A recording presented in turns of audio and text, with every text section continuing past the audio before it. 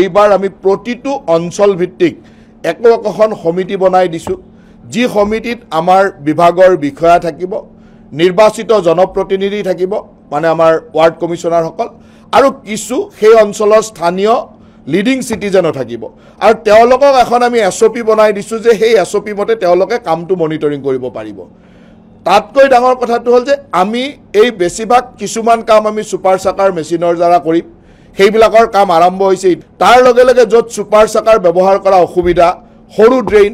manually কৰিব লাগে তাত কিছু কাম গুৱাহাটী পৌৰ নিগমে কিছু কাম GMD আৰু কিছু কাম PWD ডিপাৰ্টমেণ্টে কৰি আছে এই কামসমূহ মেনুৱেলি কৰি থাকোঁতে বা বিভিন্ন পৰ্যায়ত কৰি থাকোঁতে আমি এই কামসমূহ মনিটৰ কৰিবৰ কাৰণে প্ৰত্যেক অঞ্চলতে আমি একোখন সমিতি বনাই দিছোঁ আৰু ইতিমধ্যে আমি তেনেকুৱা সমিতি টোটেল 21খন সমিতি আমি বনাই দিছোঁ আৰু বেছি সময়তে আপোনালোকে দেখুৱাই যে বহুত ঠাইত মাটিটো উঠাই আকৌ পাৰতে থৈ গুচি যায় মানে 2 দিন 3 দিন 4 দিনলৈকে তাত মাটিটো পৰি থাকে এইবাৰ আমি আমাৰ কন্ট্ৰেক্টৰ লগতে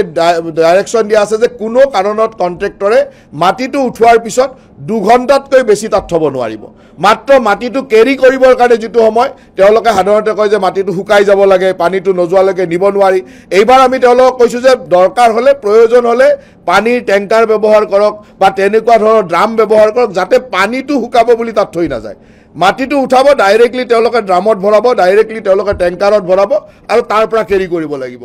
ম্যাক্সিমাম তেওঁলোকে 2 ঘণ্টাতকৈ বেছি থব